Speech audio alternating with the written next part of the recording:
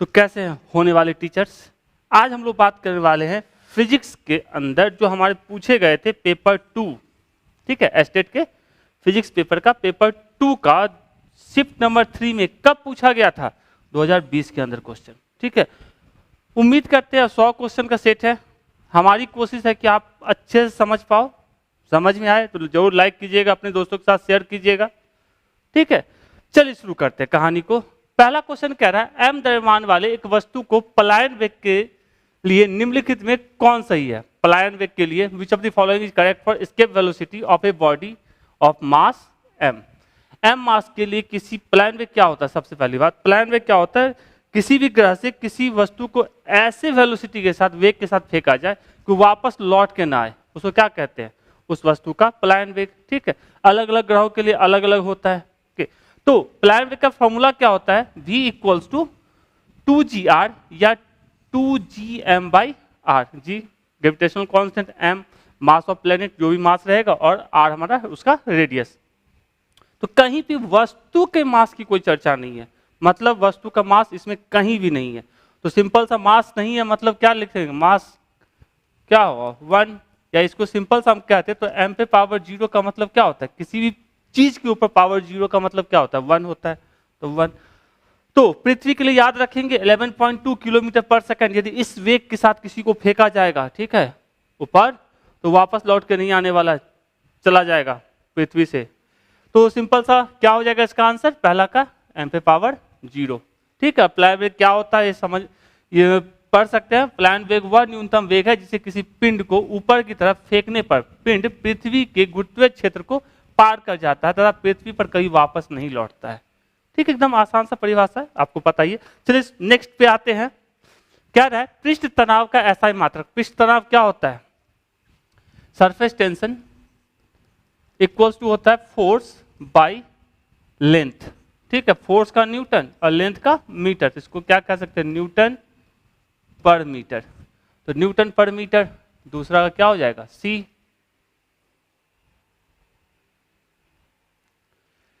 ठीक है।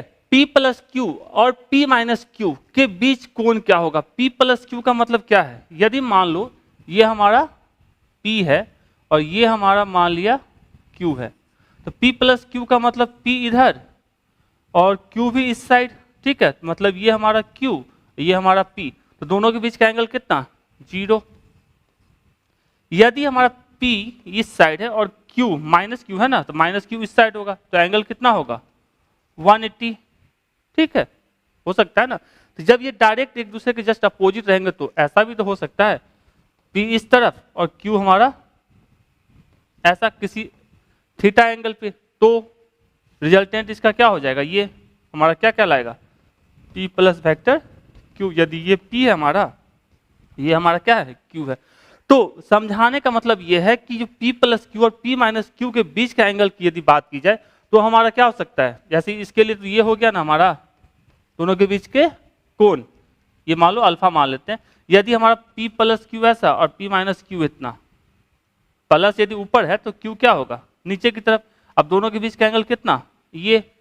तो क्या समझाने का मतलब है कि ये 0 डिग्री से लेके 180 के बीच कुछ भी हो सकता है। ऐसा कहीं क्लियर नहीं ना P कहाँ है और Q कहाँ है। तो सिंपल सा कह सकते हैं इसका आंसर क्या हो जाएगा? 0 डिग्री टू 180 डिग्री के बीच में कहीं भी हो सकता है। ओके, नेक्स्ट पे आते हैं।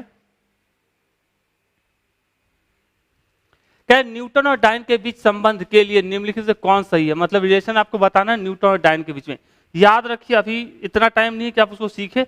दो चीजों को याद रखना है, एक न्यूटन और डाइन के लिए, न्यूटन और डाइन के लिए, और दूसरा याद रखना है जूल और अर्ग के लिए, ठीक है। एमकेएस सिस्टम या एसआई सिस्टम की बात करें, एसआई सिस्टम में हमारा न्यूटन या जूल होता है, एमकेएस सिस्टम का ही एक्सटेंशन रूप है एसआई, और सीजीएस सिस्टम में डाइन होता है और अर्ग होता है, ठीक है। याद रखना है 1 न्यूटन बराबर 10⁵ डाइन और 1 जूल बराबर 10⁻7 अर्ग। फिलहाल हमसे सिर्फ न्यूटन और डाइन का पूछा है, हो सके कहीं पूछ दे न्यूटन क्या इसका जूल और अर्ग का, तो याद रखेंगे। तो कितना हो जाएगा हमारा? सिंपल सा कैसे होता है, बहुत ही आसान सा चीज है, दोनों सिस्टम में लिखिए और काट कुट कीजिए। तो फोर्थ का बी,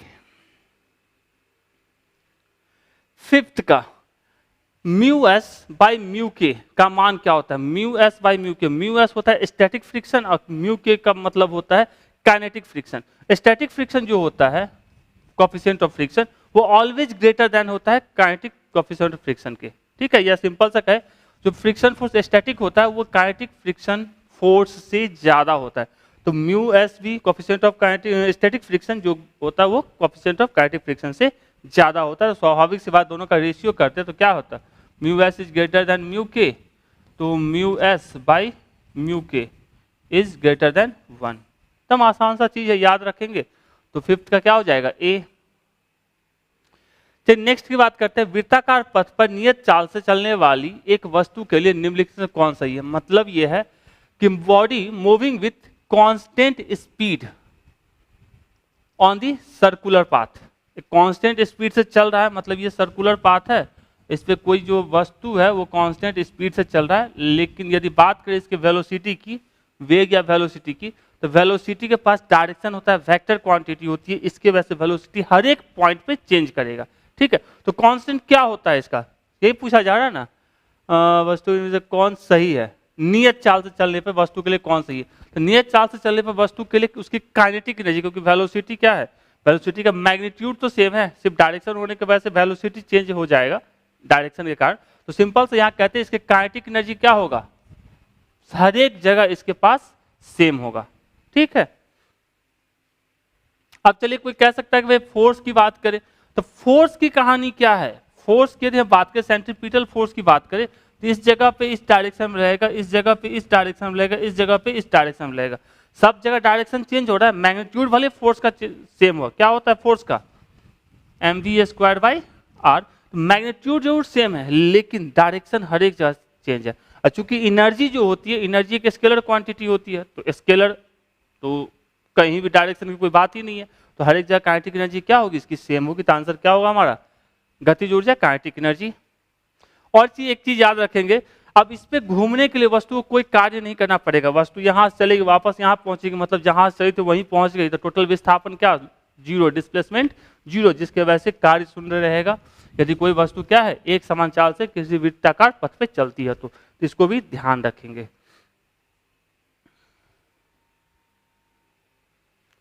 सेवेंथ, एक बल F बराबर इतना एक वस्तु को S बराबर इतना मीटर से विस्थापित करता है, तो किया गया कार्य क्या होगा? चलिए ठीक है, तो द वर्क डन इज, तो वर्क डन इक्वल्स टू क्या होता है, याद रखेंगे। देखिए इससे पहले भी ऑब्जेक्ट जो पेपर 1 की कहानी थी उसके अंदर भी वर्क डन की चर्चा किए थे, सेम कहानी वहां पर भी हम आपको वेक्टर फॉर्म में बताए थे। W इक्वल्स टू क्या होता है? Vector F dot vector S, मतलब force into displacement dot product में। तो लिख लेते हैं, क्या है हमारे पास? F की value 4i plus 5j dot, S की वैल्यू कितनी है? 3i minus j। ठीक है, अब डॉट प्रोडक्ट का कुछ याद होगा, याद रखेंगे, ये पूरा सेट को याद रखेंगे। ठीक है, वेक्टर में सबसे ज्यादा मायने रखता है। a dot v equals to क्या होता है? ab cos theta, a cross b क्या होता है? ab sin theta into unit vector, क्योंकि क्रॉस प्रोडक्ट हमेशा वेक्टर देता है जबकि डॉट प्रोडक्ट हमेशा स्केलर देता है, इसलिए वर्क भी हमारा क्या होता है? स्केलर क्वांटिटी होती है। ध्यान रखें हर एक पॉइंट को। अब डॉट प्रोडक्ट केस में सेम को मल्टीप्लाई करोगे तो उसका रिजल्ट 1 आता है, आप डिफरेंट वाले को डॉट प्रोडक्ट करोगे तो उसका 0 आता है।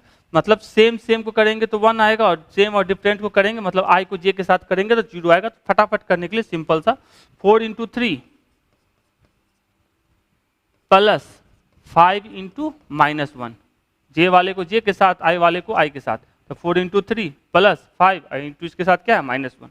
ये हो गया 12, अब माइनस 5 मतलब 7। और चूंकि ये वर्क है, कार्य है, तो कार्य का क्या होता है? जूल होता है, 7 जूल। एकदम आसान सा है, तो 7 जूल। आंसर क्या हो जाएगा इसका भी? कुछ नहीं है, सिर्फ डॉट प्रोडक्ट का कमाल है। थोड़ा सा इसको ध्यान में रखिएगा, संभव है कि पेपर 1 में, पेपर 2 में, जिसमें पूछना हो पूछ सकता है, इजी चीज है। नेक्स्ट की बात करते हैं, पूर्ण प्रत्यास्थ टक्कर के लिए निम्नलिखित में कौन सही है? ओके, मतलब परफेक्टली इलास्टिक कॉलिजन के लिए इस चारों में से कौन सही है? ध्यान रखना है, जब परफेक्टली इलास्टिक कॉलिजन होगा, प्रत्यास्थ टक्कर होगा, ओके, पूर्ण, तो हमारा ई की वैल्यू 1 होती है, जबकि इन इलास्टिक कॉलिजन होता है और प्रत्यास्थ होता है तो ई की वैल्यू क्या होती है, 0 होती है, और अदर केस में 0 से 1 के बीच वेरी करती है। हमको यहाँ क्या पूछा है, इलास्टिक के लिए, तो यहाँ क्या होगा, ई की वैल्यू 1, तो आंसर क्या होगा, ई की वैल्यू 1, एकदम आसानी से। नेक्स्ट बात करते हैं, व्यास का परितः द्रव्यमान एम त्रिज्या आर के लिए एक वृत्ताकार तार के जड़त्व आघूर्ण निम्नलिखित में से कौन सही है। ठीक है, तो सिंपल सा, moment of inertia of a circular wire of radius M and radius mass M and radius R about its diameter, इसके डायमीटर के अबाउट जो होता है वो होता है हमारा M R square by 2।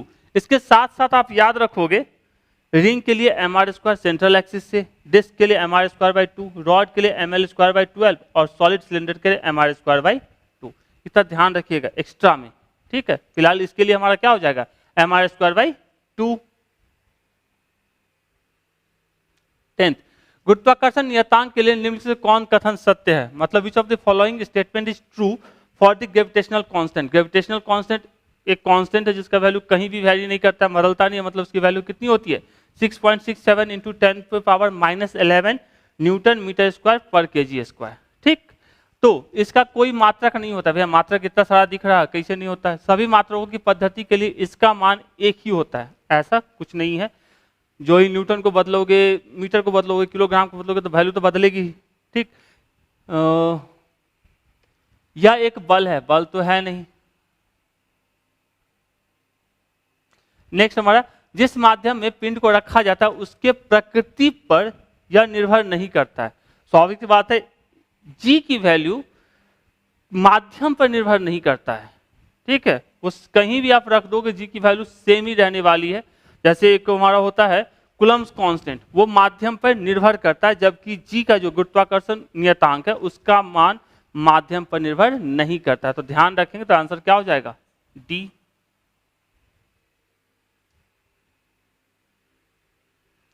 11th, प्रवासो अनुपात या Poisson's ratio can not have the value. देखिए पॉइजन्स रेशियो की वैल्यू जो होती है थियोरेटिकली 0 to 0.5 वैरी करती है, 0 to 0.5 थियोरेटिकली, मतलब सॉरी प्रैक्टिकली, और थियोरेटिकली वैरी करती है -1 to 0.5। कहाँ, ये थियोरेटिकली किताबों पे, ठीक है, प्रैक्टिकली 0 to 0.5, मतलब 0.5 से आगे नहीं जा सकती है और 0 से पीछे नहीं आ सकती है, लेकिन थियोरेटिकली इतना भी होता है। तो यहाँ पे कौन सा सही नहीं है, तो 0.7 तो कभी होगा नहीं, चाहे आप ये याद रखो या ये याद रखो, कुछ भी याद रखो। कुछ लोगों का याद रखना है, रबर के लिए 0.5 के अप्रॉक्स होता है, कंक्रीट के लिए 0.1 to 0.2, मेटल के लिए 0.25 से 0.3, लगभग सारे मेटल से अंदर आ जाते हैं, और कॉर्क के लिए होता है हमारा 0। ये याद रखना है, ये दोनों तो पक्का वाला याद रखना है, ये ठीक है। और ये क्या होता है, पॉइजन्स रेशियो होता है lateral bye linear strain, simple सा चीज है, ये यूनिटलेस क्वांटिटी होती है, स्केलर क्वांटिटी होती है। तो इसका आंसर क्या हो जाएगा, 11 का ए। चलिए 12, बर्नौली के समीकरण में लिखने से कौन संरक्षित होता है, which of the following is conserved in Bernoulli's equation. तो एनर्जी कंजर्व होती है, यहाँ पे जितनी एनर्जी होगी वही एनर्जी हमारा क्या होगा, यहाँ होगा, और वो क्या होता है P + 1/2 ρ v² + ρ g h। ठीक है, तो क्या कंजर्व रहता है, एनर्जी मतलब ऊर्जा, 12 का ए। 13, निम्नलिखित से किस तापक्रम पर पानी का घनत्व महत्तम होता है। पानी का घनत्व 4 डिग्री सेंटीग्रेड पे सबसे ज्यादा होता है, मतलब कह सकते हैं एट 4 डिग्री सेंटीग्रेड घनत्व मतलब डेंसिटी मैक्सिमम होता है, और वॉल्यूम यहाँ पे क्या होता है, मिनिमम। 4 डिग्री पे वॉल्यूम मिनिमम और डेंसिटी मैक्सिमम, याद रखना है। तो आंसर क्या हो जाएगा, 4 डिग्री सेंटीग्रेड।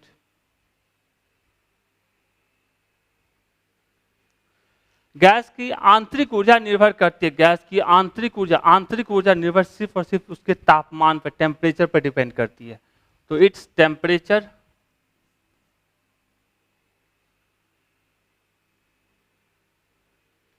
चलिए 15, कृष्ण पिंड के लिए स्टीफन के नियम का कथन निम्नलिखित से कौन सा सही है। स्टीफन के हिसाब से होता है, जो ई होता है वो डायरेक्टली प्रोपोर्शनल होता है T⁴, या कह सकते हैं किसी कृष्णिका के एकांक पृष्ठ क्षेत्रफल से प्रति सेकंड में उत्सर्जित होने वाली विकिरण ऊर्जा उसके परम ताप के चतुर्थ घात के अनुक्रमानुपाती होता है, मतलब E is directly proportional to T पे power 4, E is directly proportional to T पे पावर 4। तो 15 का B। 16, डॉपलर के प्रभाव के कारण आवृत्ति में आभासीय परिवर्तन निर्भर नहीं करता है, निर्भर नहीं करता है प्रेक्षक के चालक पे, श्रोता के चाल पे, प्रेक्षक और स्रोत के बीच के अलगाव पे, इस पे निर्भर नहीं करता है, मतलब separation between the source and the observer. और ये ध्वनि में डॉपलर का प्रभाव क्या होता है, पास जाने से बढ़ जाती है, घट जाती है, क्या होता है, ये पूरी कहानियां हैं। और कैसे डॉपलर प्रभाव स्रोत और श्रोता के बीच की दूरी आवृत्ति को प्रभावित नहीं करती है, ठीक है। तो आवृत्ति को कौन नहीं प्रभावित करता है, प्रेक्षक या स्रोत के बीच का अलगाव पे, ठीक है, याद रहेगा दोनों के बीच का डिस्टेंस। तो 16 का हो जाएगा हमारा C। 17, निम्नलिखित किस अक्षांश पर गुरुत्वीय त्वरण का मान महत्तम होता है। गुरुत्वीय त्वरण का मान क्या होता है, small g equals to G capital G mass m divided by r square. पृथ्वी को ये देखोगे तो ये यहाँ पे ज्यादा चौड़ी होती है, जबकि यहाँ पे ये कम होता है, ठीक है, यहाँ पे ज्यादा बड़ा होता है, थोड़ा सी चपटी होती है अर्थ, ठीक है। तो यहाँ पे G का मान कम होता है और इस जगह पे पोल पे G का मान ज्यादा होता है। तो ये कितने डिग्री पे, 90 डिग्री पे। तो 90 डिग्री पे हमारा क्या होता है, वैल्यू मैक्सिमम। तो कह सकते हैं गुरुत्वीय त्वरण ध्रुवों पर अधिकतम तथा भूमध्य रेखा, मतलब ये वाला जो भूमध्य रेखा है, भूमध्य रेखा पर न्यूनतम होते, क्योंकि पृथ्वी पूरी तरह गोल नहीं है और ध्रुवों पर थोड़ी सी चपटी है, ध्रुव पर थोड़ी सी पिचकी हुई है, ठीक है।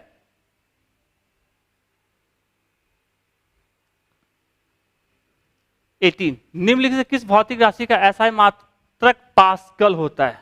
पास्कल प्रेशर का होता है, और यदि बात करें तो स्ट्रेस का भी हमारा क्या होता है, पास्कल ही होता है। तो कह सकते हैं पास्कल हमारा किसका, प्रेशर का या दबाव का। जैसे बात करें इसका संवेग क्या होता है, m इंटू वी, गुरुत्वीय त्वरण जिसको बोलते हैं हम लोग G, अब बल इक्वल्स टू क्या होता है, m इंटू ए, ठीक है। अब प्रेशर क्या होता है, फॉर्मूला याद रखेंगे, फोर्स अपॉन एरिया।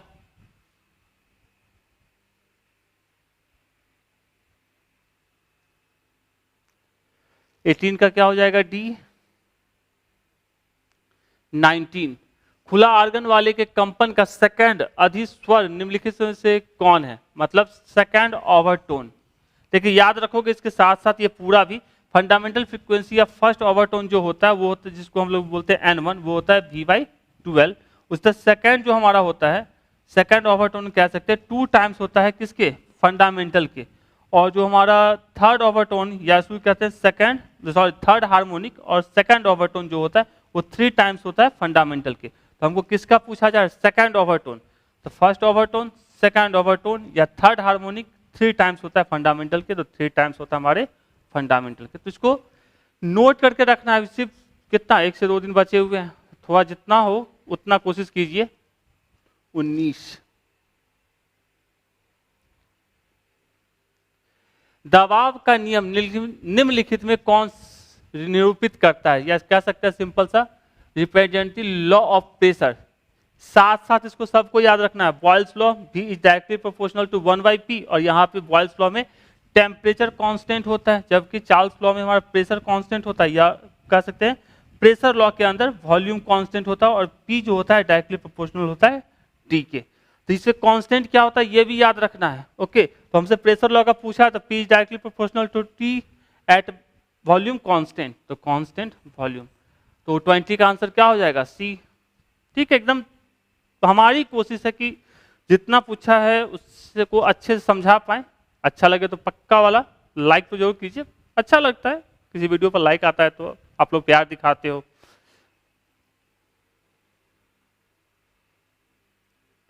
चलिए 21, धातु का परावैद्युतांक dielectric constant of metal infinite होता है, याद रखना है, ओके। वैक्यूम या एयर के लिए अप्रॉक्स 1 होता है, वाटर के लिए कहीं 80 या कभी 81 लिखा हुआ मिल सकता है, दोनों में से कुछ भी। तो फिलहाल मेटल के लिए इनफाइनाइट होता है, तो क्या हो जाएगा हमारा अनंत या इनफाइनाइट।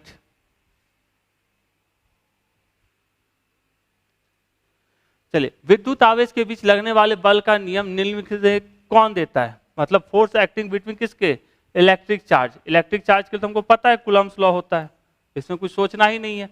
तो गॉस का नियम जो देता है हमारा क्यू बाई एप्सिलॉन नॉट, याद रखेंगे गॉस के। किरचॉफ का नियम हमारा एक धारा का नियम, एक वोल्टता का नियम। धारा का नियम होता है आवेश संरक्षण के सिद्धांत पर कार्य करता है, जबकि वोल्टता का नियम ऊर्जा संरक्षण के सिद्धांत पर कार्य करता है, याद रखना है।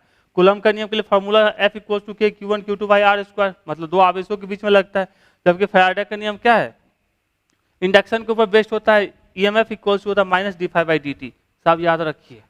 तो फिलहाल इसके लिए आंसर क्या हो जाएगा, कूलम्ब्स का नियम। 23, दो जुड़े हुए आवेशित वस्तुओं के बीच विद्युत धारा का प्रवाह नहीं होता यदि उनके पास, मतलब there is no flow of electric charge between two connected charge body if they have, यदि दो जो चार्ज बॉडी है उन दोनों का पोटेंशियल सेम हो तो चार्ज का फ्लो रुक जाएगा। ओके, चाहे आवेश किसी पे ज्यादा ही रहे या किसी पे कम भी रहे, लेकिन फिर भी चार्ज का फ्लो नहीं होगा, क्योंकि जब तक दोनों का पोटेंशियल इक्वल नहीं हो जाता है। तो जो ही पोटेंशियल इक्वल हो जाएगा चार्ज का फ्लो क्या हो जाएगा, रुक जाएगा। तो कह सकते हैं विभव समान होने पे सेम पोटेंशियल पे। यही दो वस्तुएं क्या है, समान होगी, मतलब हर एक तरीके से समान होती हैं, मतलब उनका आकार हो, सेम हो, उनका मतलब एक ही पदार्थ का बना हुआ हो, तो दोनों पे आवेश क्या हो गया, आधे आधे बढ़ते हैं, तब जाके उसका पोटेंशियल सेम होता है। लेकिन वही दोनों आवेश समान नहीं हो तो उनका आवेश क्या होगा, पोटेंशियल विभव तो दोनों केस में समान होगा, मतलब समान होने पे भी और असमान होने पे भी विभव दोनों केस में समान होगा। लेकिन पहले वाले में यदि वस्तु दोनों जो गोले हैं मान लो, तो दोनों वस्तु है उनका यदि आकार पदार्थ सब कुछ समान होगा तो दोनों पे आवेश क्या होंगे, समान होंगे। यदि दोनों एक दूसरे के बनावट में अलग है, दोनों अलग अलग मटेरियल का बना हुआ है, तो दोनों का विभव समान होगा, लेकिन दोनों पे जरूरी नहीं कि आवेश भी समान हो, याद रखेंगे।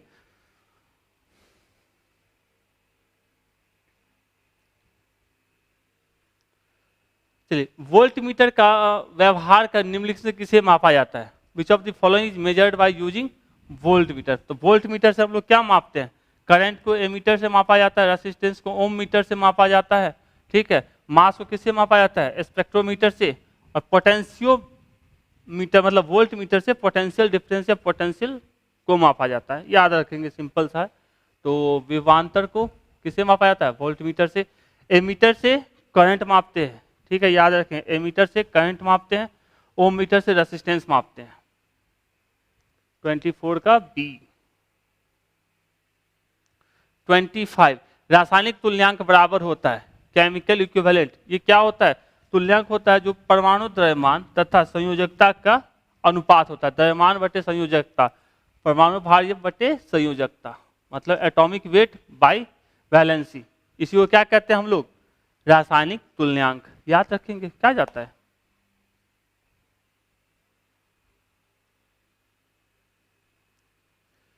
चलिए, ये पी प्रकार अर्धचालक होते हैं, देखिए चालक अर्धचालक दो प्रकार के होते हैं, ठीक है, एक पी टाइप के एक एन टाइप के। पी टाइप का मतलब होता है जिसको मतलब शुद्ध अर्धचालक के साथ यदि त्रिसंयोजक अपद्रव्य को जोड़ा जाता है तो वो पी टाइप का बनता है, और पंच संयोजक अपद्रव्य को जोड़ा जाता है तो वो एन टाइप का बनता है, सिर्फ इतना ही अंतर है। लेकिन 5 वाले को जोड़ो या 3 वाले को जोड़ो, उससे उसके ऊपर कोई एक्स्ट्रा ना ही इलेक्ट्रॉन आता है ना ही इलेक्ट्रॉन जाता है। जब ना आएगा ना जाएगा तो कहाँ से कोई आवेश रहेगा, मतलब चाहे वो पी टाइप हो चाहे वो एन टाइप हो, उसके ऊपर कोई आवेश नहीं होता है, ध्यान रखना है। तो आवेशित अनावेशित कहेंगे, सिंपल सा है। पी प्रकार के अर्धचालक क्या होते हैं, शुद्ध अर्धचालक में त्रिसंयोजक वाले अपद्रव्य को जोड़ते हैं तो हमारा क्या बनता है, पी टाइप के, और यहाँ पे त्रिसंयोजक को जोड़ते हैं तो यहाँ जो होता है बहुसंख्यक आवेश वाहक, वो होता है कोटर या होल्स। जबकि एन प्रकार के अर्धचालक में पंच संयोजी को जोड़ा जाता है और यहाँ बहुसंख्यक आवेश वाहक क्या होते हैं, इलेक्ट्रॉन। ये भी याद रखना है, पी वाले में होल्स होते हैं जबकि हमारे एन वाले में इलेक्ट्रॉन्स होते हैं, और दोनों में से किसी भी में भी कोई आवेशित नहीं होता है, दोनों अनचार्ज होता है, चाहे वो पी टाइप हो चाहे एन टाइप हो। ओके,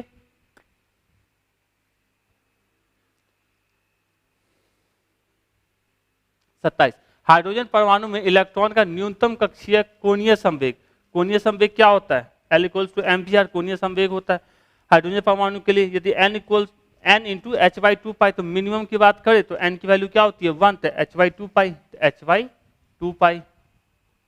ये सब तो फॉर्मूला एकदम पढ़ना ही पढ़ना है।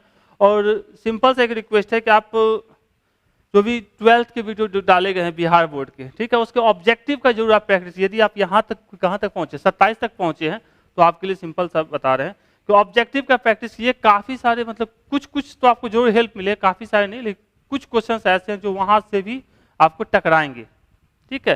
तो कम टाइम में ज़्यादा प्रैक्टिस करने के लिए प्रीवियस ईयर का जो बिहार बोर्ड का 12th का पढ़ा हुआ है एक लाइन से, तो जो भी आपके टॉपिक्स हैं उस टॉपिक से रिलेटेड चैप्टर वाइज डाला हुआ है, तो उसके ऑब्जेक्टिव देखिए, कहीं ना कहीं आपको फायदा करेगा, ठीक है। कम समय में अकॉर्डिंग टू क्वेश्चन पढ़िए, क्योंकि आपका सिलेबस इतना छोटा नहीं है कि 2 दिन या 10 दिन में पढ़ा जा सके। यदि आप पढ़ चुके हैं पहले से तब तो 10 दिन में आराम से रिवीजन कर सकते हैं, लेकिन नहीं पढ़े हैं तो अभी ऐसे चीज़ों का पार नहीं फोड़ना है जिसका कोई प्रॉफिट है। क्वेश्चन के ऊपर प्रैक्टिस कीजिए, कुछ ना कुछ सीखिएगा और रिजल्ट अच्छा आएगा, ठीक।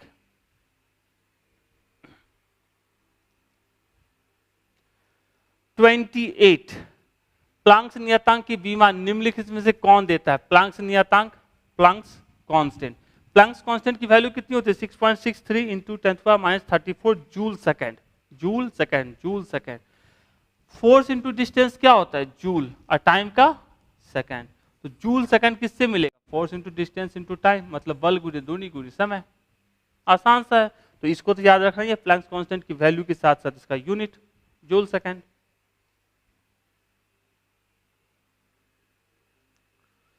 विद्युत चुंबकीय तरंगों के समान चाल के लिए निम्नलिखित से कौन सत्य है?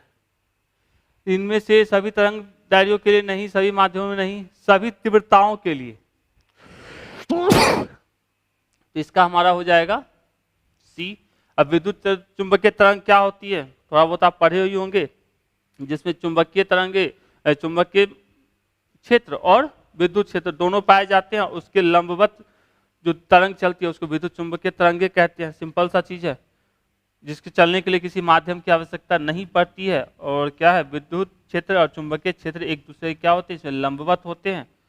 ये अनुप्रस्थ तरंगे हैं, याद रखना है। ये प्रकाश की गति से चलते हैं, मतलब 3 × 10⁸ मीटर पर सेकंड से इसके तरंगे जो होते हैं उदासीन होते हैं। और इसके कुछ उदाहरण रेडियो, परावैंगनिक किरणें, एक्स किरणें, तो इसको भी ध्यान में रखेंगे। थोड़ा सा नॉलेज बढ़ा लेते हैं, तो इसका क्या हो जाएगा? सी। इलेक्ट्रॉन वोल्ट द्वारा निम्नलिखित से किसे मापा जाता है? इलेक्ट्रॉन वोल्ट द्वारा ऊर्जा को मापा जाता है, एनर्जी को मापा जाता है। तो सिंपल सा, आवेश को कूलम से, ऊर्जा को जूल से, या इलेक्ट्रॉन वोल्ट से, विभवांतर को वोल्ट से, और धारा को, करंट को एम्पियर से। तो आंसर क्या हो जाएगा? हमको इलेक्ट्रॉन वोल्ट ऊर्जा का मात्रक होता है, इलेक्ट्रॉन वोल्ट ऐसे लिखते हैं।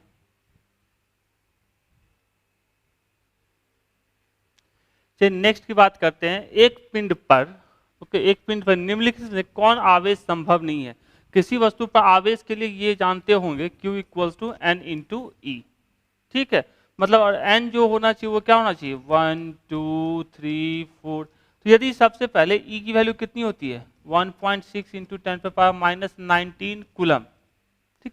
तो यदि हम N निकालते हैं तो Q/E, मतलब Q की वैल्यू जो दी गई है इसमें E से भाग दे दिया जाए 1.6 × 10⁻⁻19 से। और यदि वो 1 2 3 4 5 6 ऐसा कुछ इंटीजर आता है तो वो मान संभव है। तो देखते हैं। तो 1.6 इससे करेंगे तो ये कितने टाइम में? 2 टाइम से कट जाएगा, ये 4 टाइम से कट जाएगा, ये 1 बार में कट जाएगा, और ये नहीं कटेगा। तो मतलब आंसर हमारा कौन सा हो जाएगा? 31 का सी। ऑलरेडी ऐसा क्वेश्चन बिहार बोर्ड ही पूछे हुए हैं, तो इसलिए हम आपको बोले ट्राई कीजिएगा। नेक्स्ट हमारा कह रहा है एलसी परिपथ की आवृत्ति, ठीक है। Frequency of LC oscillator. LC oscillator की फ्रीक्वेंसी क्या होता है? फ्रीक्वेंसी इक्वल्स टू होता है 1/2π√L × C। L इंडक्टर के लिए, C कैपेसिटर के लिए। याद रखेंगे, इसको याद ही रखना है। तो 32 का हमारा क्या हो जाएगा? B। 33 प्रकाश के रंग के तरंग दैर्ध्य के बढ़ते क्रम को निम्नलिखित में कौन निरूपित करता है? बढ़ते क्रम में तरंग दैर्ध्य मतलब क्या है हमारा? किधर गया भैया? वेवलेंथ। बढ़ते हुए मतलब सबसे पहले छोटा, उसके बाद बड़ा, उसके बाद बड़ा। सबसे छोटा हमारा कौन सा होता है? वायलेट। और सबसे बड़ा हमारा कौन सा होता है? रेड। तो सबसे पहले इसकी बात करें तो रेड सबसे बड़ा होता है, तो ये ऐसे ही कट गया।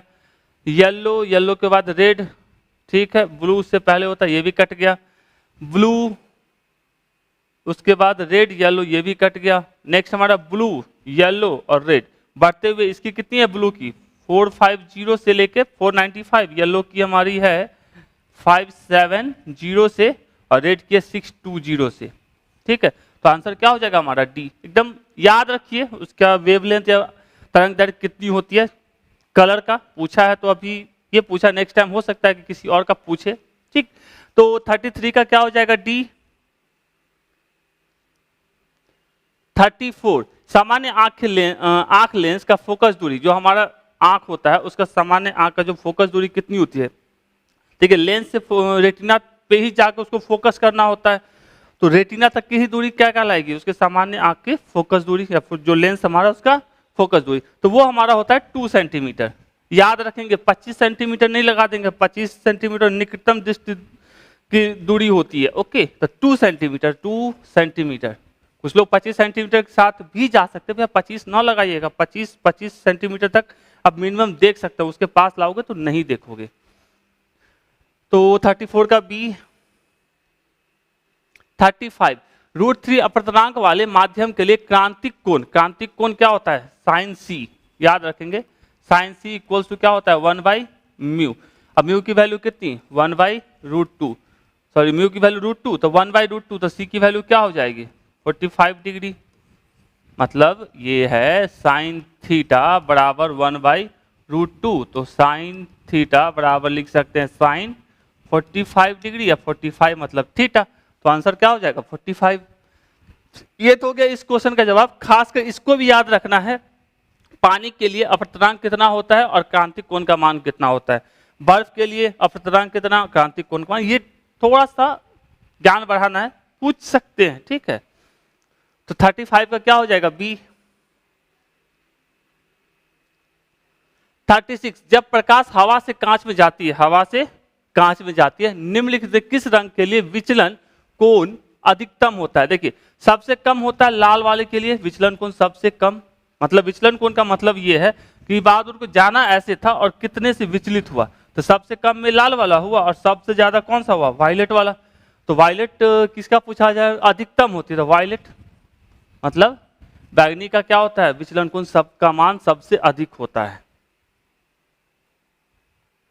नेक्स्ट, एक फोटोन की ऊर्जा को निम्नलिखित में कौन निरूपित करता है। Which of the following represent the energy of photon. Photon की एनर्जी क्या होता है h into new, h Planck's constant, new frequency आवृत्ति, और दूसरा होता है h c by lambda, c velocity of light और लेमडा क्या होता है वेवलेंथ तरंग दैर्घ्य। तो सिंपल से याद रखोगे h c बाई लेमडा या h इंटू न्यू, तो कौन सा जाएगा h c बाई लेमडा। तो 37 का क्या हो जाएगा ए, एकदम याद रखना ये फॉर्मूले को फोटोन की एनर्जी के लिए सिंपल सा, तो 37 का हो जाएगा। चलिए नेक्स्ट की बात करते हैं, एक कांच लेंस म्यू इक्वल टू 3/2, मतलब कांच का दे दिया है हवा के रिस्पेक्ट में, क्या चाहिए म्यू की वैल्यू, अपवर्तनांक का मान का हवा में फोकस दूरी 10 सेंटीमीटर है। ओके, इसका फोकस दूरी पानी में क्या होगा, तो इसके अंदर एक चीज और की जरूरत है, वो है हमारा म्यू किसका वाटर का हवा के रिस्पेक्ट में। ये आपको क्वेश्चन में देगा तो ही जाके ये क्वेश्चन बनेगा। ये ऑलरेडी बिहार बोर्ड के 12th वाले के लाइट में भी ऑलरेडी इस टाइप के क्वेश्चंस हैं। तो आपसे पहले भी बोले हम कि 12th के जो भी चैप्टर्स आपके सिलेबस में है उस चैप्टर्स को जाके PYQ आप कीजिए। ठीक है, क्वेश्चन कुछ ना कुछ जरूर आपको हेल्प देगा। तो चलिए करते हैं शुरू।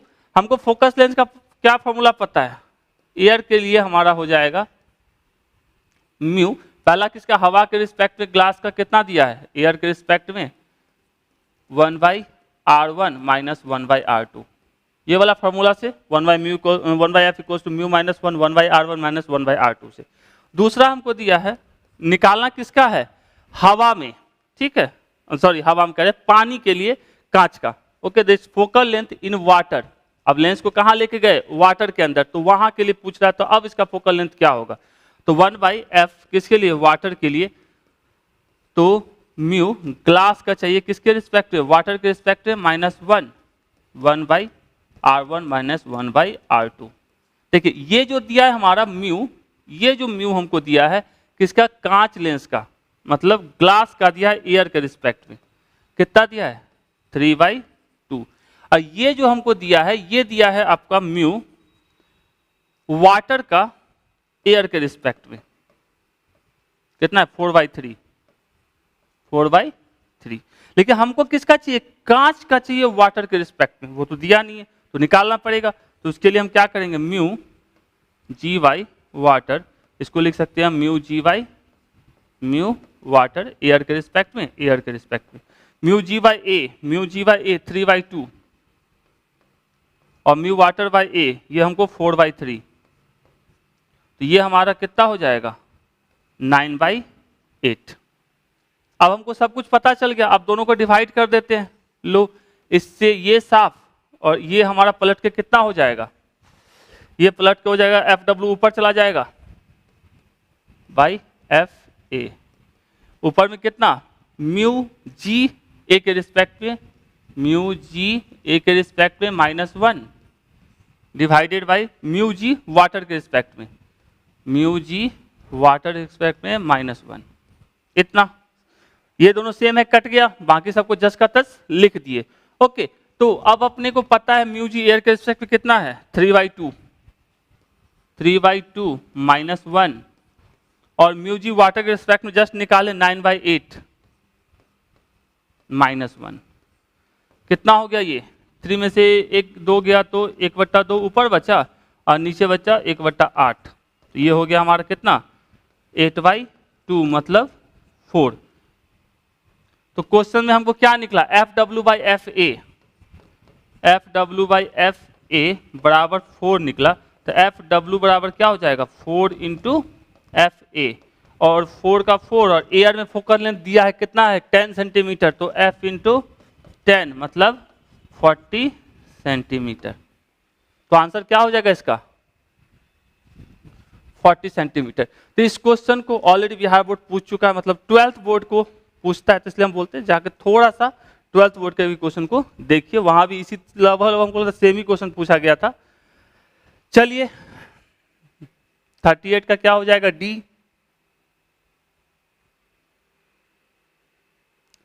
39 प्रकाश में अपवर्तन के लिए निम्नलिखित में कौन नहीं बदलता है, कि विच of the following does not change for refraction of light. Refraction of light में स्पीड बदल जाती है, ठीक है, वेवलेंथ भी बदलता है, लेकिन जो नहीं बदलता वो होती है फ्रीक्वेंसी। याद रखेंगे, स्पीड बदलती है, वेवलेंथ बदलती है जब प्रकाश रिफ्रैक्शन कह रहा है ना एक माध्यम से दूसरे माध्यम में जाती है तो। ओके 40 ब्रूस्टर का नियम लिखने से कौन निरूपित करता है, which of the following represent the Brewster's law.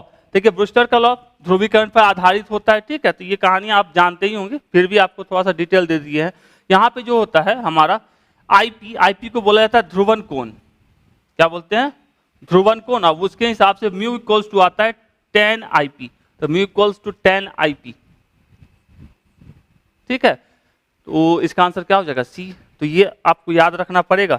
वायु और दूसरा चीज वायु कांच के लिए ब्रूस्टर कोण का मान 57 डिग्री होता है, ये तो पक्का वाला याद रखिएगा, ठीक है, पूछा जाता है ऑब्जेक्टिव के पॉइंट ऑफ व्यू से। तो 40 का क्या हो जाएगा C। 41 ग्रेड V को निम्नलिखित से कौन निरूपित करता है, ग्रेड V को। देखिए ग्रेड F यदि होता तो उसको लिखते हैं ऐसा कुछ, तो ग्रेड V को क्या लिखते हैं दिस इंटू दिस, तो ऐसा लिख सकते हैं क्या, और बाकी को भी आपको याद रखना है किसको कैसा लिखा जाता है। ओके तो आपके लिए ही है। तो 41 का क्या हो जाएगा C। नेक्स्ट क्या रहा है डाइवर्जेंट ऑफ R, सॉरी उल्टा लिख दिए, इसको लिखा जा सकता है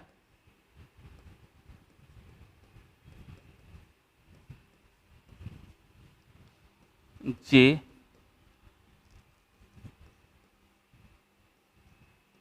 के।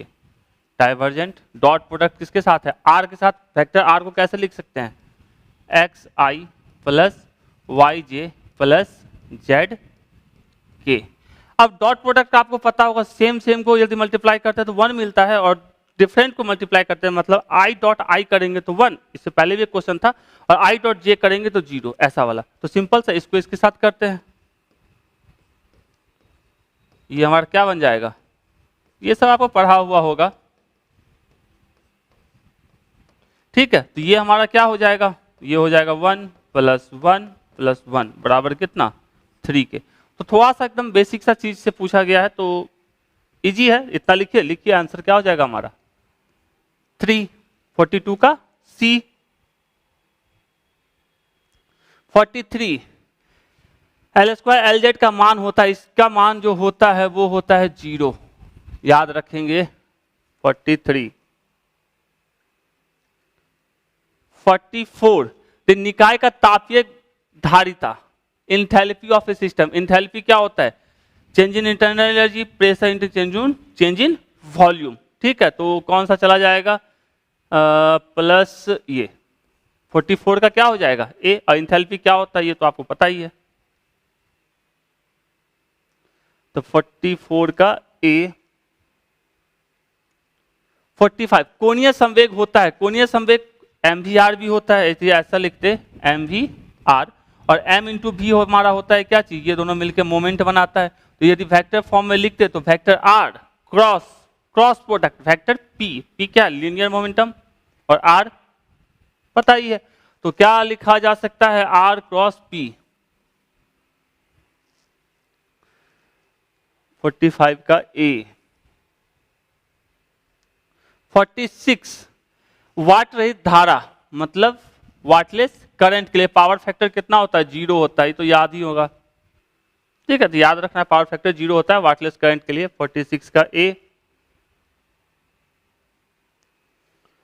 47 गैस के लिए आयतन समतापीय प्रत्यास्थता का निम्नलिखित से कौन मान सही है, which of the following is the value of isothermal volume electricity, ठीक है। तो आइसोथर्मल के लिए ये हमारा होता है -v del P/del V, ये आपको पता होगा, ठीक है।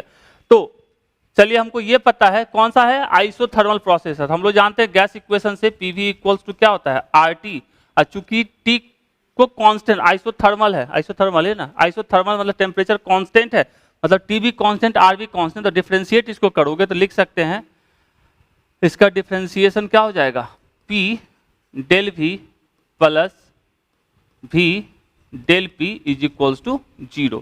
तो यहां से करे बात तो हम V del P is equals to लिखते हैं -P del V, तो V del P चलो यहां आ जाएगा, तो V del P divided by del V is equals to क्या लिखा जाता है -P।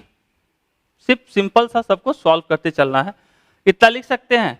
अब हमारे पास आइसोथर्मल के लिए क्या होता है, आइसोथर्मल के लिए हमारा होता है -V del P by del V। इसको और लिखते तो माइनस बाहर रख लो, V del P del V इतना, और इसकी वैल्यू कितनी निकाले गए -P, तो माइनस P बराबर क्या हो जाएगा P। तो आंसर क्या हो जाएगा P। उम्मीद है थोड़ा सा समझ में आया होगा, प्रीवियस ईयर मायने रखता है, प्रैक्टिस करते रहिए। 47 का A। 48 कह रहा है परम शून्य ऊर्जा निम्नलिखित से कौन निरूपित करता है, 0 डिग्री पर अणु की ऊर्जा, परम शून्य ताप पर अणु की ऊर्जा, 0 डिग्री फ़ारेनहाइट के अणु की ऊर्जा, 0 डिग्री पर अणु की ऊर्जा। ये निरूपित करता है परम शून्य ताप पर अणु की ऊर्जा।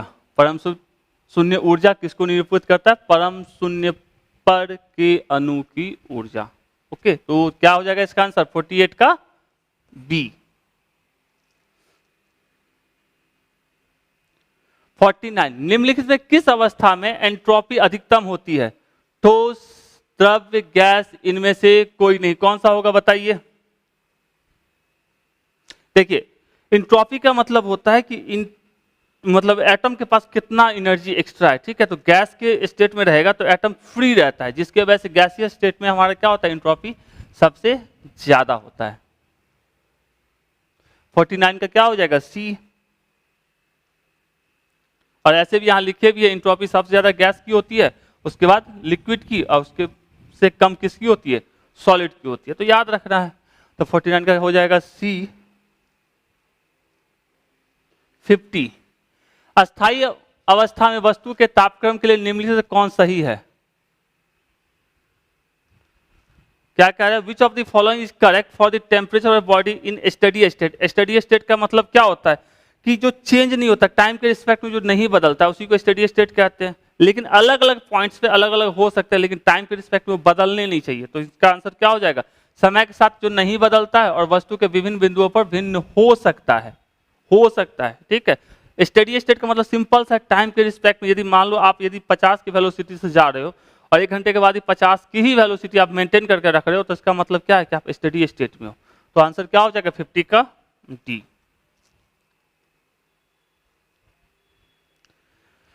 51, विद्युत चुंबकीय तरंगों के गमन की दिशा को निम्नलिखित में से कौन देता है। सबसे पहली बात, विद्युत चुंबकीय तरंगे, चुंबकीय ये हमारे क्या है, चुंबकीय क्षेत्र, और ये हमारा है विद्युतीय क्षेत्र, इलेक्ट्रिक फील्ड और मैग्नेटिक फील्ड, इस दोनों के परपेंडिकुलर चलता है।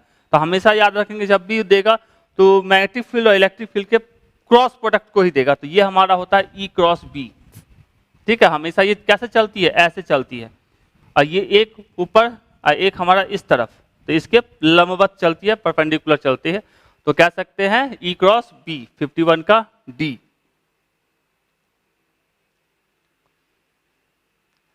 निम्नलिखित कौन मैक्सवेल के समीकरण नहीं है।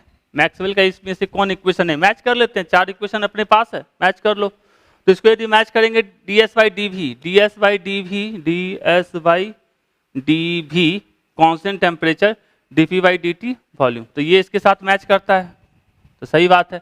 दूसरा dt by D V, dt by D V S, dp by ds भी।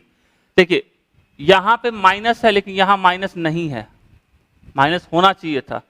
ओके, नेक्स्ट के dv by dp, dv by dp, dv by dp किधर है, dv बाई dp, ऐसा कुछ है ही नहीं इसमें कहीं भी, तो ये तो कहानी खत्म। तो आंसर क्या हो जाएगा ये, और dt by dp, dt by dp s, dv by ds p, तो ये भी अपना है। तो यहाँ माइनस छूटा हुआ है, तो इसको चलो इसमें से एक ही चूज करना था, तो किसको, सी को चूज करेंगे, अदरवाइज यहाँ माइनस साइन होना चाहिए था। ठीक है, 52 का सी। 53, एलआर परिपथ की समय नियतांक, टाइम कांस्टेंट किधर है, टाइम कांस्टेंट, एलआर के लिए एल बाई आर होता है, याद रखना है। 53 का ए। 54, विद्युत की विशिष्ट ऊष्माधारिता निम्नलिखित से कौन एक कहलाता है। Which of the following called specific heat capacity of electricity। तो 54 का हमारा क्या हो जाएगा, थॉमसन कोफिशिएंट को बोला जाता है क्या चीज, specific heat capacity of electricity, Thomson coefficient को, मतलब थॉमसन गुणांक को। तो 54 का क्या हो जाएगा बी।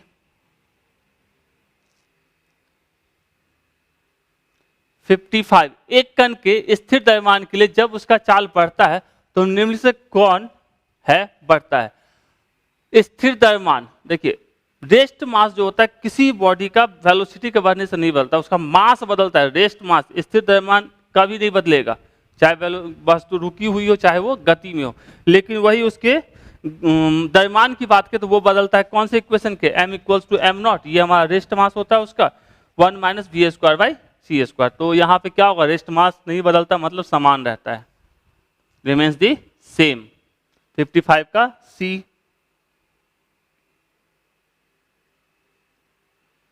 लोहे के क्यूरी बिंदु के लिए निम्नलिखित से कौन सही है। Which of the following is correct for the Curie point. ये हमारा क्यूरी पॉइंट दिया हुआ है, लोहे के लिए कितना होता है 1043 केल्विन, तो 1043 केल्विन। इसके साथ साथ आप कोबाल्ट और निकेल का भी याद रख सकते हैं, उसका 1400 केल्विन, 627 केल्विन। 56 का ए।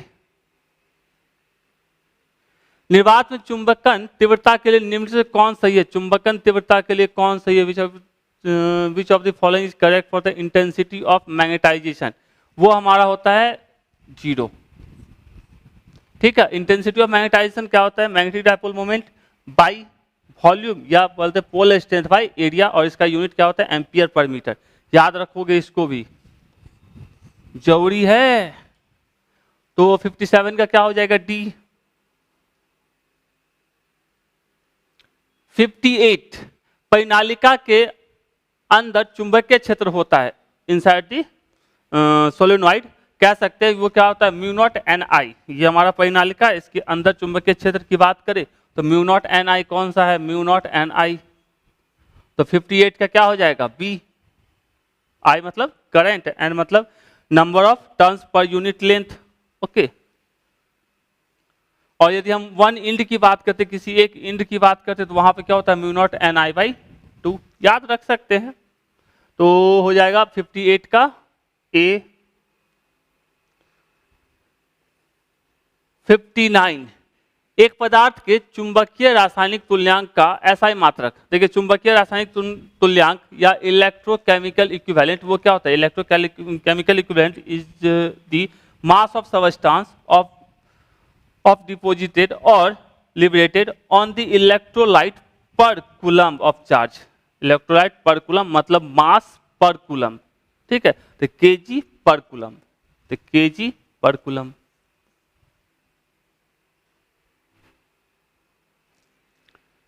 चलिए नेक्स्ट हमारा क्या है, VA माइनस VB का मान दिए गए चित्रानुसार होगा, गिवन फिगर है अपने पास और VA माइनस VB दे रहा है, तो ये हमारा पॉइंट जो है ये वाला, ये हमारा ए पॉइंट है, ये हमारा बी पॉइंट है।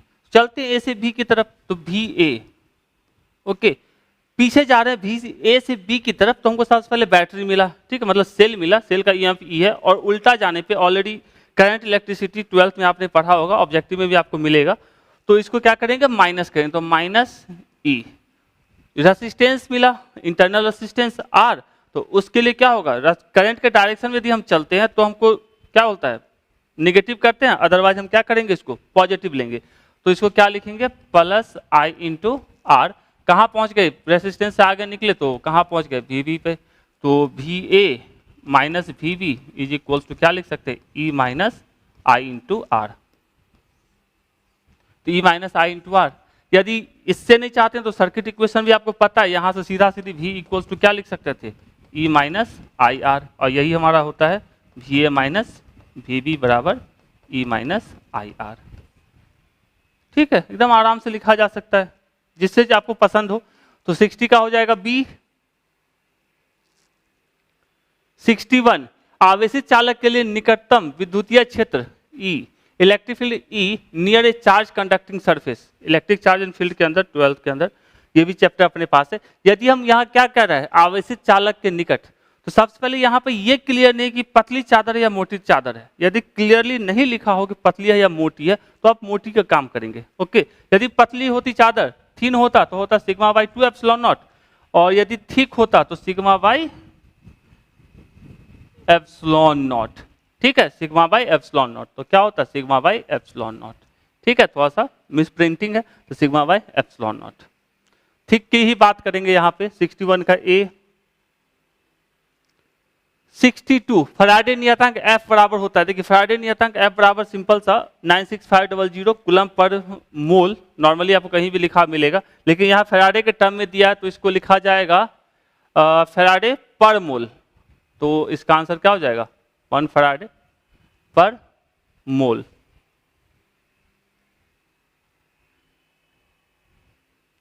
तो 62 का हो जाएगा ए।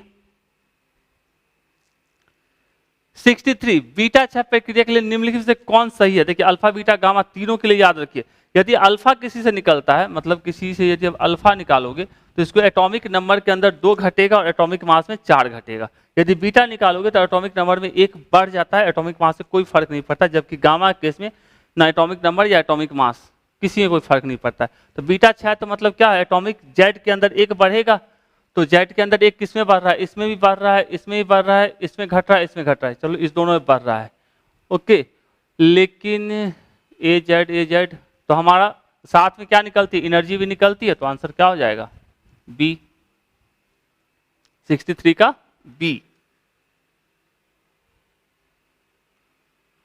64 पीवी संधि क्या है डायोड, पता नहीं हिंदी में कैसे डायोड लिखा हुआ है, पीएन जंक्शन डायोड की गतिशील प्रतिरोध आर, आर बराबर क्या होता है, हम लोग नहीं कुछ याद है ऐसे, V equals to I into R हम लोग जानते हैं, तो आर बराबर क्या लिख सकते हैं V बाई आई, तो यहाँ से V बाई आई के फंडा पे कौन बैठ रहा है, ये बैठ रहा है इकलौता, तो del V by del I, आसानी से, नहीं भी याद है तो भी किया जा सकता है। तो 64 का ए,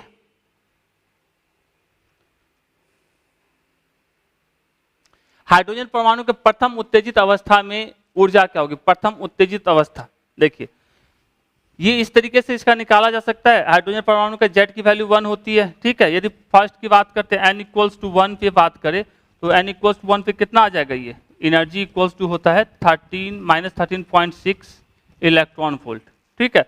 इस पे था हाइड्रोजन, कूद के सबसे पहले उत्तेजित अवस्था कौन सा मिलेगा? n इक्वल्स टू 2 वाला, और यहाँ पे E इक्वल्स टू क्या हो जाएगा? Z बराबर 1, n बराबर 2, मतलब 13.6 बाई 2 का मतलब 4 इलेक्ट्रॉन वोल्ट माइनस में। और इसे काटेंगे 4 तिया 12, 3 पॉइंट समथिंग, तो 3 पॉइंट समथिंग कौन सा होगा? ये होगा, तो माइनस 3.4 इलेक्ट्रॉन वोल्ट। समझ? पहले ये तो ग्राउंड स्टेट है, इसमें रहेगा ही बहादुर, लेकिन उत्तेजित अवस्था में किस में जाएगा? सबसे पहले 2 वाले पे जाएगा। तो उसके पास एनर्जी कितनी होती है? कितनी होती है? 13.6/4 माइनस में, तो माइनस 3.4 इलेक्ट्रॉन वोल्ट। 65 का हो जाएगा बी। सोडियम का कार्यफलन, देखिए कुछ लोगों का वर्क फंक्शन कार्यफलन याद रखिएगा, जैसे सीशियम हो गया, पोटासियम, सोडियम, कैल्शियम। तो सोडियम का नॉर्मली आपको एनसीईआरटी लिखता है 2.75, एनसीईआरटी का बुक लिखता है 2.75, लेकिन यहाँ पे कहीं भी 2.75 नहीं है, तो यहाँ पे हम लेके जाएंगे 2.3 को। अकॉर्डिंग टू एनसीईआरटी कितना है? 2.75 लिखा हुआ, आप देख सकते हैं बुक के अंदर। 66 का ए। 67 जोन प्लेट, या सिंपल सा कह सकते हैं इसको जोन प्लेट कहते हैं, कि प्रकृति के लिए निम्नलिखित से कौन सही है? ये कैसा लग रहा है? लाइट रे आ रहा है मान लो, और ये इसको एक बिंदु पर ला के पटक दे रहा है, तो मतलब ये कैसा काम करेगा? उत्तल दर्पण की तरह, सॉरी उत्तल लेंस की तरह, तो कॉन्वेक्स लेंस की तरह काम करेगा। 67 का बी।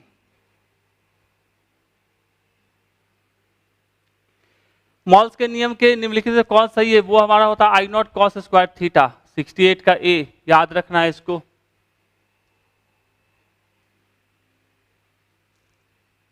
निम्नलिखित से किस एक तरंगों की ध्रुवीकृत नहीं किया जा सकता, मतलब पोलराइज नहीं किया जा सकता। नॉर्मली पोलराइज जो होता है इलेक्ट्रोमैग्नेटिक वेव्स होते हैं, जैसे gamma, x-ray, infrared, UV, visible light, microwave, radio wave, लेकिन साउंड वेव कभी पोलराइज नहीं होता है। तो इसका आंसर क्या हो जाएगा? ध्वनि तरंग। 69 का सी।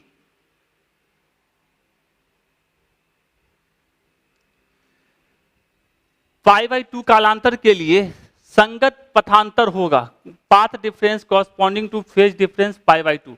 ये हमारा फेज डिफरेंस, अब पाथ, ये हमारा path difference equals to λ/2π into phase difference, ऐसे लिखा जाता है। ओके, तो हमारे पास क्या दिया है? फेज डिफरेंस π/2, तो पाई से पाई साफ क्या हो जाएगा? λ/4, तो λ/4। इस फॉर्मूले को याद रखेंगे, ठीक है। 70 का क्या हो जाएगा? सी। चलिए 3d3 के लिए लैंडे जी गुणांक होता है। देखिए इसके लिए पूरा आपको याद रखना, पूरा फॉर्मूला। जी गुणांक निकालने के लिए अपने को पहले ये पूरे फॉर्मूले j+1 s+1 -l+1 divided 2j j+1 graduation में आपने पढ़ा होगा। तो सिंपल सा क्या दिया हमको? 3d3, इसको ऐसे लिखते हैं 2s+1 lj, 2s+1 lj, क्योंकि हमको s की वैल्यू भी चाहिए इसके अंदर, j की वैल्यू भी चाहिए और l की वैल्यू भी चाहिए। तो यहां से निकाल लेते हैं। तो सबसे पहले j बराबर हो जाएगा हमारा 3, l d है, तो d के लिए l की वैल्यू कितनी होती है? 2, तो l हो जाएगा हमारा 2, और तीसरा दिया 2s+1 बराबर 3, तो 2s बराबर 2, तो s बराबर कितना? 1। ये तीनों निकल गया, j निकल गया, l निकल गया, s निकल गया। अब फॉर्मूले में डालते हैं, g इक्वल्स टू क्या होता है? 1 + j, j+1 plus s+1 minus l, l+1 divided by 2j, j+1। Putting the value 1 plus j की वैल्यू कितनी है? 3, 3 इंटू 3 + 1 मतलब 4, तो 3 इंटू 4 प्लस s की वैल्यू है 1, 1 इंटू 1 ही होगा ना, 1 इंटू 2 माइनस l की वैल्यू कितनी है? 2, 2 + 1 3, तो मतलब 2 × 3 डिवाइडेड बाई 2 × j की वैल्यू 3 और 3 × 4, ये हमारा हो गया 1 + 12 + 2 - 6 डिवाइडेड बाई 12 24 24, ये हो जाएगा हमारा इतना जाएगा 6 7 8, ये हो जाएगा 1 + 8/24, 8 त्रिक 24, मतलब 1 + 1/3, मतलब 3 + 1 4/3 आंसर। तो 4/3 आंसर। मतलब फॉर्मूला ये पूरा याद रहेगा तभी बनेगा, हर एक चीज टर्म आपको उम्मीद है हम समझा पाए होंगे कि किसको कैसे लिखना है। तो 71 का डी,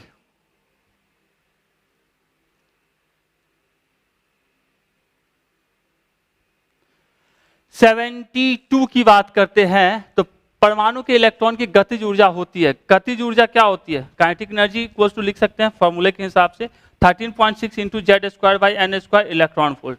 ठीक है, अब इसको पोटेंशियल एनर्जी के टर्म में बोला जाए तो हमारा कह सकते हैं गतिज ऊर्जा काइनेटिक एनर्जी जो होती है पोटेंशियल एनर्जी के हाफ होती है। इस वाले से काइनेटिक एनर्जी जो होगी पोटेंशियल एनर्जी के हाफ होगी, तो लिख सकते हैं 1/2 पोटेंशियल एनर्जी। और इसको याद रखेंगे पूरा का पूरा पोटेंशियल एनर्जी होती है -2 टाइम्स होती है काइनेटिक एनर्जी के, टोटल एनर्जी जो होती है माइनस होती है काइनेटिक एनर्जी के, और यदि मॉड की बात करें तो पोटेंशियल एनर्जी 2 गुना होता है काइनेटिक एनर्जी के। तो 72 का ए। 73 L = 2 S = 1 के लिए वर्नियर पद दिया गया है। तो ये वाला फॉर्मूला तो पहले भी देख चुके हैं। ठीक है, तो L = S = 1, तो यदि हमको दिए बात करें इसके लिए तो 2s + 1 = 2, तो s बराबर क्या हो जाएगा 0, पहला खत्म। दूसरा 2s + 1 = 3, तो 2s बराबर 2 और s बराबर कितना 1, तो s बराबर 1।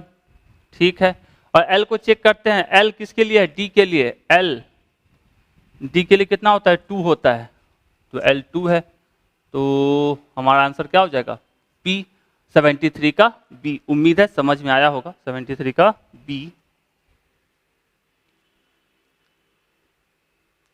74 निम्नलिखित कणों में किस एक का स्पिन 1/2 नहीं होता है? वो नहीं किसका होता है? फोटोन का होता है, जो 1/2 नहीं होता है, याद रखना है। 74 का हमारा हो जाएगा, क्या कह रहा है? फोटोन बना होता है, यहाँ प्रोटॉन इज कंपोज्ड ऑफ, ये फोटोन नहीं होगा, इसको प्रोटॉन ही कर लेंगे। ठीक है, तो प्रोटॉन किससे बना होता है? प्रोटॉन जो बने होते हैं 2 अप क्वार्क से और 1 डाउन क्वार्क से।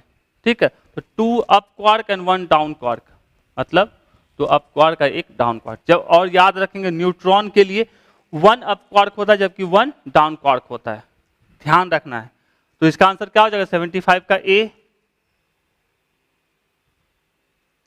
76 the spin off up quark, देखिए ये सारे क्वार्क हैं, down up strange charm bottom top, सारे में स्पिन क्या होता है 1/2 ही होती है, ध्यान रखना है। तो यहाँ पे 1/2 किसी का नहीं है, तो इसका आंसर क्या हो जाएगा नन।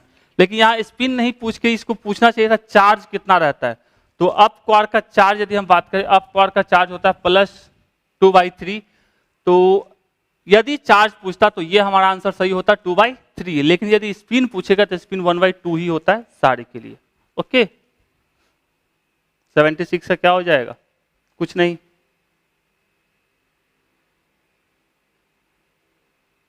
77 नाभिकीय बलों के परास के लिए निम्नलिखित से कौन सही है? ठीक है, न्यूक्लियर फोर्स के लिए तो ये लगभग 1 फर्मी के इक्विवेलेंट होता है, मतलब 10⁻⁻15, मतलब 10⁻⁻14 से 10⁻⁻15 तक को ले सकते हैं। तो यहाँ फिलहाल ले लेते हैं 10⁻⁻14 को। ठीक है, याद रहना चाहिए। वही एटम की बात करता, परमाणु की बात करता, तो वो होता है 10⁻⁻10 के आसपास, मतलब ये फर्मी होता है जबकि ये एंगस्ट्रॉम रहता है। तो ये हो गया हमारा एटम की बात करता। तो 77 का हो गया ए। 78 विद्युत चुंबकीय ऊर्जा का मात्रा कहलाता है, तो क्वांटम ये कहलाता हमारा photon of electromagnetic energy is called photon, packet of bundle of energy, पता ही है। तो 78 का हो जाएगा बी। चलिए बैक का नियम, बैक्स लॉ क्या होता है, n lambda equals to 2d sine theta, या कह सकते हैं बैक्स लॉ के हिसाब से angle of incidence is equals to angle of scattering, ये भी याद रखना है। तो 2 lambda equals to 2d sine theta, तो n lambda 2d sine theta किसके बराबर है, 79 का हमारा क्या हो जाएगा ए। तो इसको तो याद रखना ही है, साथ में एंगल ऑफ इंसिडेंस बराबर एंगल ऑफ स्कैटरिंग, ये भी याद रखना है। तो 79 का हो जाएगा ए।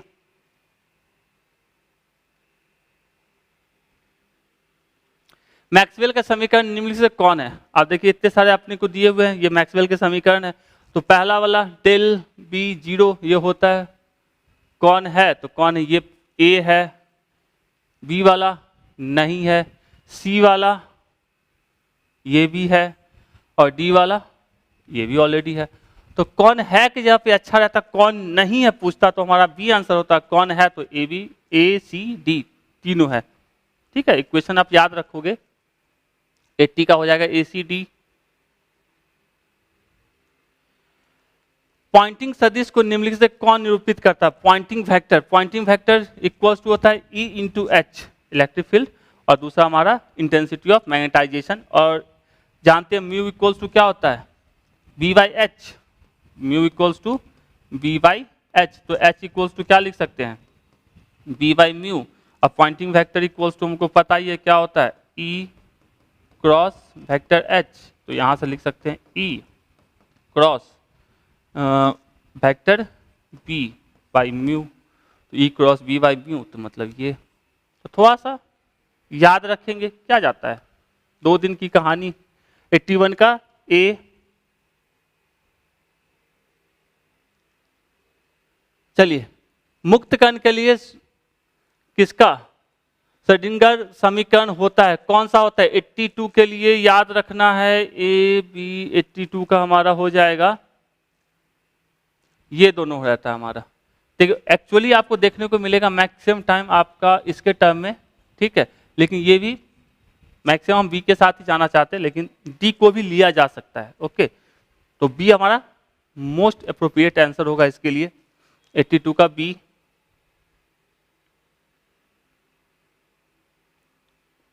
एट्टी 83 संवेग का ऑपरेटर निम्नलिखित से कौन निरूपित करता है, तो ये करता है हमारा H क्रॉस I, ठीक है। तो इसका आंसर क्या हो जाएगा, 83 का बी। याद रखोगे, ये सब तो पढ़ा हुआ होगा, 83 का बी। 84 आवर्त दोलन का न्यूनतम ऊर्जा, ये सब फॉर्मूला है आपका, 84 का सी। मुक्त कण के लिए निम्न से कौन सही है, मुक्त कण के लिए हमारा 85 का हो जाएगा स्थितिज ऊर्जा पोटेंशियल एनर्जी 0, तो 85 का बी।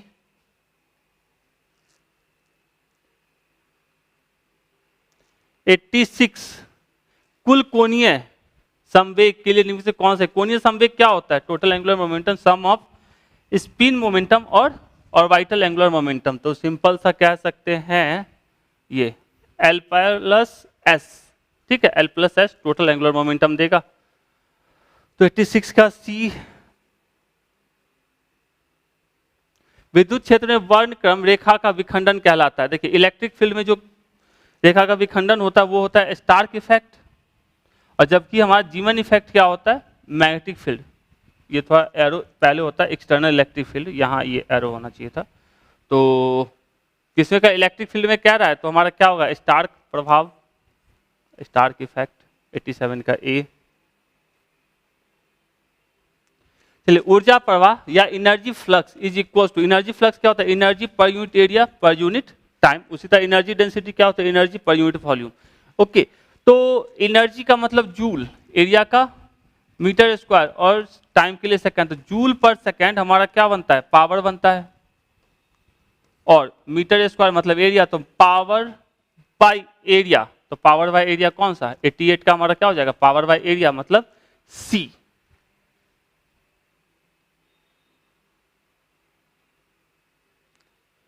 एफसीसी संरचना के इकाई सेल में कुल परमाणु की संख्या, तो एफसीसी के साथ साथ simple cell, cubic, face centred cubic और BCC क्यूबिक, इस तीनों का भी याद रखना। तो FCC के लिए हमारे क्या होते हैं 4 होते हैं। अब उतना डिटेल में तो अभी जा नहीं सकते हैं, तो फिलहाल 89 का क्या हो जाएगा A।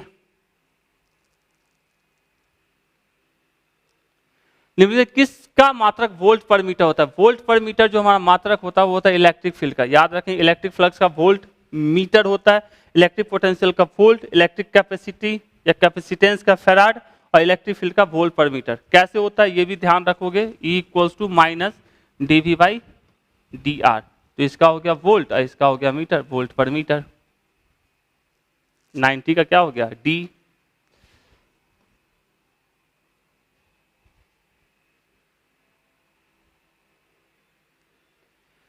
नाभिकीय त्रिज्या बराबर होती है, देखिए त्रिज्या इक्वल्स टू होता है r0 e⁻⁴ atomic mass number A, r0 एक कांस्टेंट है तो e⁻⁴। वही यदि आपको पूछा है था वॉल्यूम के टर्म में तो 4/3 पाई r0 का क्यूब इंटू A। मतलब ऐसे याद रखो, r डायरेक्टली प्रोपोर्शनल होगा e⁻⁴, जबकि वॉल्यूम के लिए होगा डायरेक्टली प्रोपोर्शनल टू A। ये याद रखना है दोनों। तो 91 का D।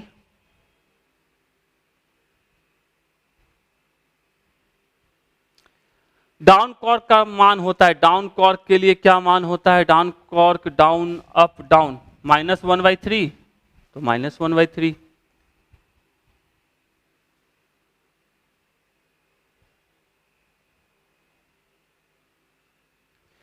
बोसॉन निम्नलिखित से कौन नहीं है? तो बोसॉन हमारा देखिए ये फोटोन है, हाइड्रोजन है, ठीक है। तो ये हमारा जो नहीं होता है वो होता है, और बोसॉन के लिए होता है होना चाहिए कि उसका एटॉमिक मास नंबर वो इवन होना चाहिए। तो इवन तो इसका है हीलियम का, तो ये नहीं है, तो मतलब हमारा क्या हो जाएगा आंसर इसका C, हीलियम 23, 93 का C। 94 एक अणु के कंपन ऊर्जा उसकी जिमनी अवस्था में, ठीक है, the vibration of energy molecule in ground state H/ν। इससे पहले भी याद होगा H/ν, hc/λ, ये दोनों देख चुके हैं। तो H/ν आवृत्ति के लिए तो 94 का C।